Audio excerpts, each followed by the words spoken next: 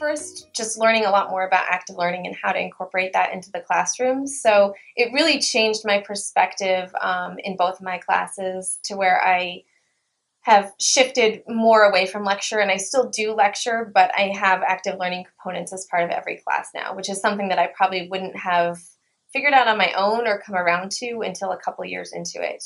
The emphasis on student learning, student-centric learning, and not talking as much. In some ways, like when you first start teaching, you're really thinking about yourself in terms of, presenting a good lecture, and that's sort of how you're looking at things. But I guess what, you start to think about and what MTLE sort of helps to foster is the idea that, you really think about your students, and in terms of, you may be giving a great lecture, but are they learning is really the key questions. I think prior, especially in the beginning part of the semester, I was really focused on my slides and the content and what I was saying. And I realized that students only retain so little of that anyways. It made a lot of sense to me that we would want them to be more of the focus rather than myself.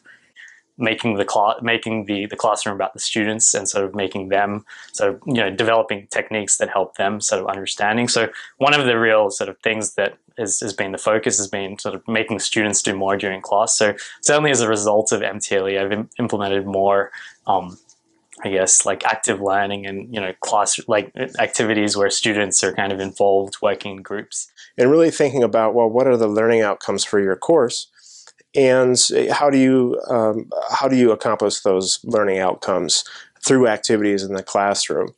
So one example there is using more active learning techniques, really focusing these classroom activities on the most important learning outcomes. I'd say some of the more immediate changes were in regard to how I presented myself probably in class or thought about my students. So one thing definitely that I have thought a lot about, especially with regard to the module that we did on inclusion in the classroom, was thinking about the identities that students bring into the classroom, how they see themselves, how they feel about themselves, and how that might be correlated with how they interact with me, and how they might even think about or synthesize the course content.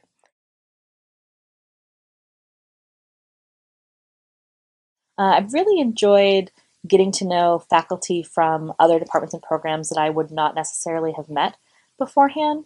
Seeing how other junior faculty navigate their teaching and learning about their students' experiences in the classroom has really helped me to get a better idea of what some of my students are experiencing simultaneously to my class.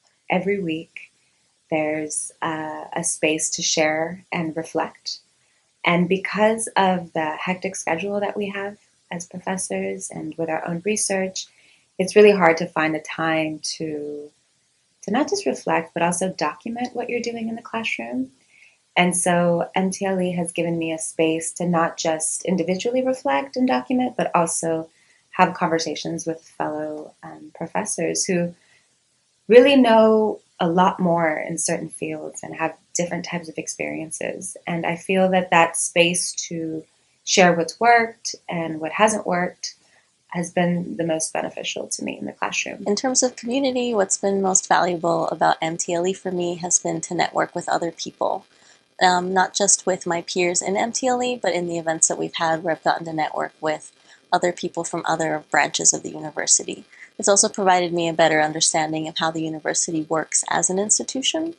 And in doing so, for example, this semester I was able to invite lots of different guest speakers to talk to students about issues like sexual assault, like job possibilities in the humanities and social sciences. And these are things that I'm not as well equipped to talk about, but through MTLE activities I've been able to contact people who are very well-rounded and well-equipped in these issues, and I think I've been able to provide my students with better information because of it.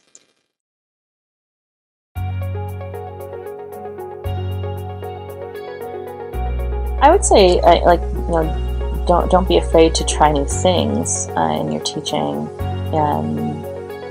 Every part of teaching is a kind of improvisational act, And so you never really know what is and isn't going to work until you test it out. And sometimes things will work and sometimes things won't. That's not necessarily going to happen the same way twice.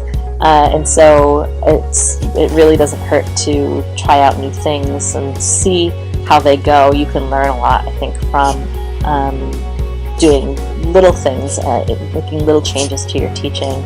One, to keep an open mind. Sometimes you might hear advice that you think won't apply to you or won't be relevant to you, but if you really think about it, it might end up being useful in some way that you didn't anticipate. It's not really advice, but something that's unexpected and you should probably embrace is the friendships that you'll make and the people who are in the program who are have all decided to do this program for the same reason, which is to improve their teaching, but this understanding that you need some support, you need a community to get through this process, and you might have to find it outside your own department or your own school. Hang out with your other faculty fellows because they're really cool people and they could be of great support to you.